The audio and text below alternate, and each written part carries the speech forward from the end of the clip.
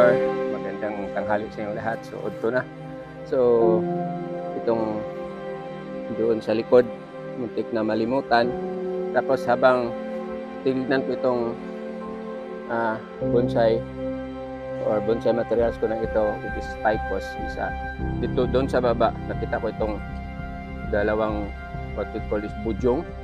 Then, naalala ko, binigay ito sa kaibigan ko yung inutusan ko sa paggawa ng pot. Then it's around 2018 or 2017. So matagal na ito. Ang dami ng alikabok. So na-search ko sa internet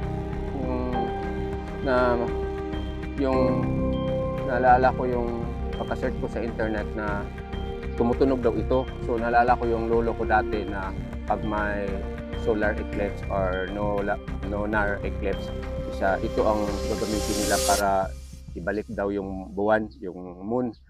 So ngayon, try ko itong butasan kung totoo ba yung ginawa ng lolo ko na tumutunog daw ito pag ibublo mo o tayopin, tawagan na huipon mo.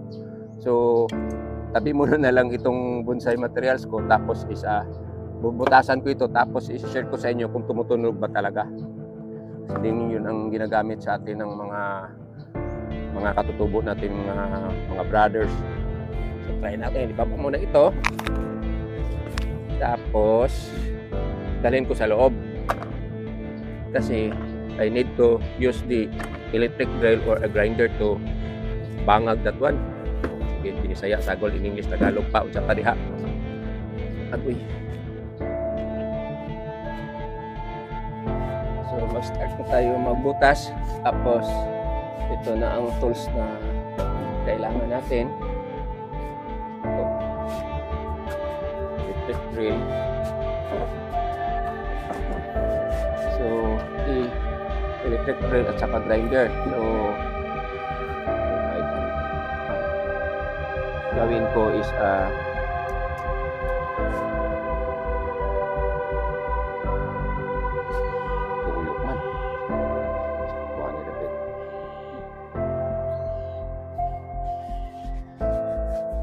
kabila.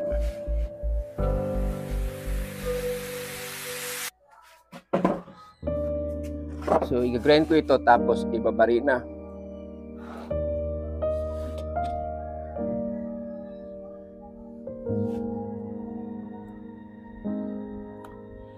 May ikot na yung ano.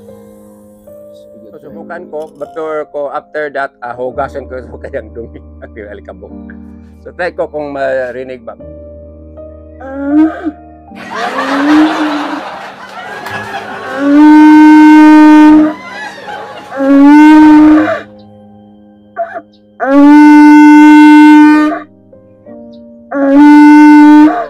Ang ganito pala is kasi ang nakikita ko yung lolo ang tumutunog. So hindi lang basta lang ibublow mo lang with the air yung itong botas. Is may technique pala doon sa labi mo, doon magpa-vibrate para mapatunog mo itong budyong.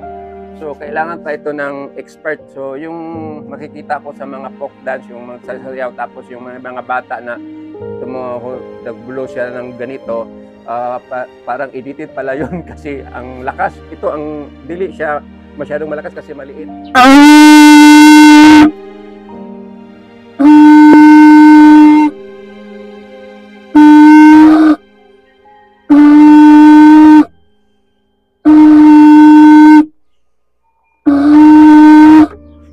So yung pagpatunog pala ng yung ganito, ginagamit ito sa old nating mga ninuno. Bali signal sa kanila yung may kalaban na parating.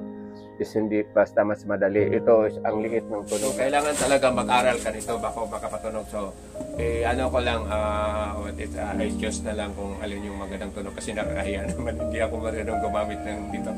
So for this morning, ito lang share ko sa inyo na kahit isa ordinary lang dito, isa like a old trumpet is itong budyong, pero kailangan mo pa rin mag-aral ng ganito. Ako nga is nakita ko lang yung lolo ko na gumagamit ng ganito noon.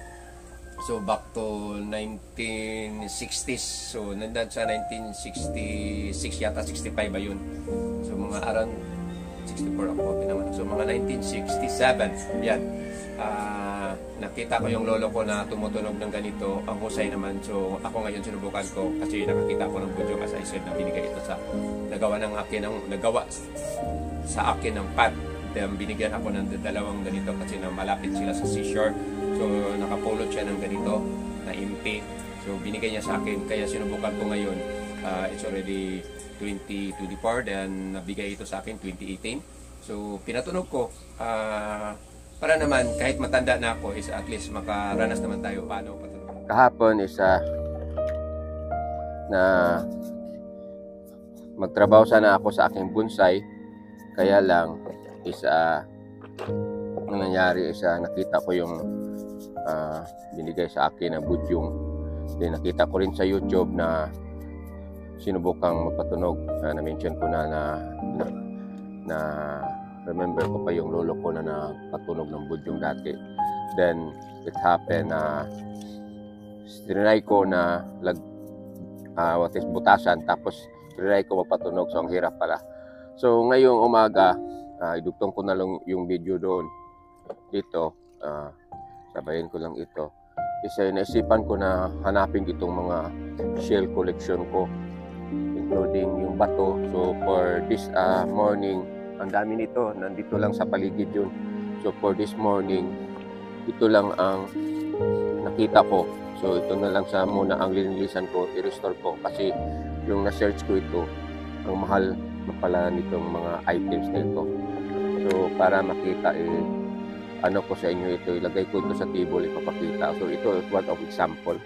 This is just a stone, pero nakuha ko ito sa volcanic, yung sa gilid sa kanang bulkan. Di ba yung maraming sulfur? Yun. So, yung kinuha ko ito, grabe ang init. So, dito sa Maynila, mainit.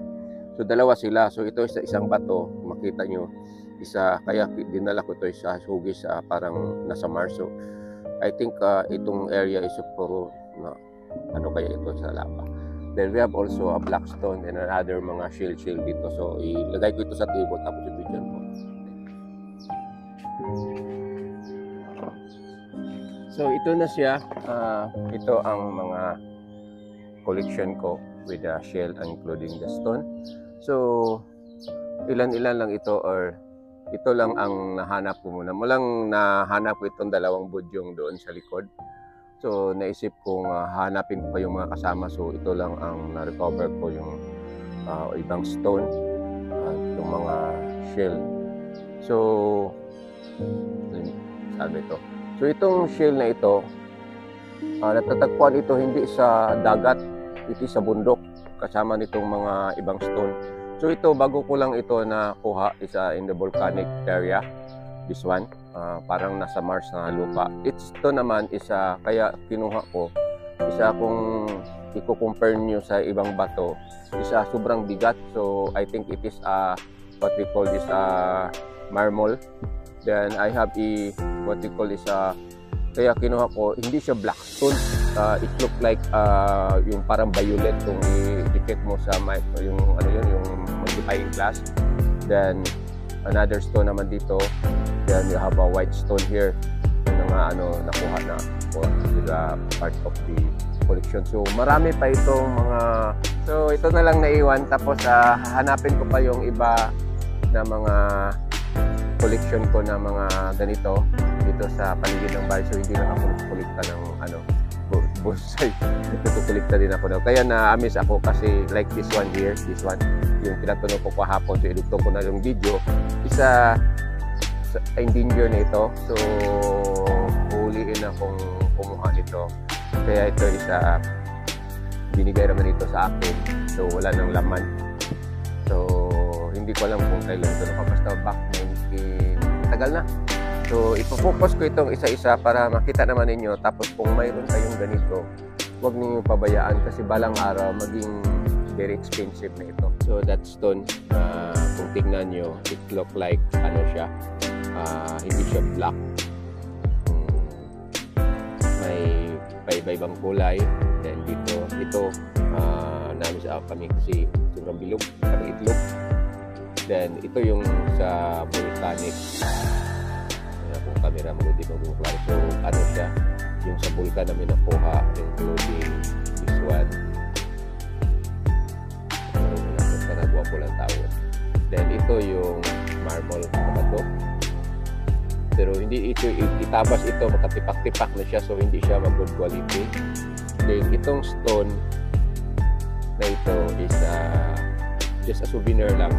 Then itong makikita niyo shell, hinugasan ko na ng lumot. Hindi ito sa dagat nakuha, no, sa bundok ito, kaya nagtaka ko bakit nakakyat sa bundok itong shell. Siguro may taga-bundok pumunta sa dagat. So itong mga snail na ito, it is malaki na clump. So yung ka-pair nito, hindi ko alam kung saan na nalagay. So tapos isa, yon ang dalawang budyong ko. So yun lang ang na-recover ko, one of my collection dito sa aming bahay. Yung iba, makakita ng ganito, hindi mag-appreciate. Pero yung mahilig sa koleksyon ng ganito, mag-appreciate sila. So, yun lang ang ma-share ko sa inyo this morning. Itugtong ko na, sabi ko, itugtong ko na yung video ko kahapon, yung ginawa ko ito na video. Tapos, so, thank you very much for watching. God bless you all. Have a nice morning ahead of you. Bye-bye.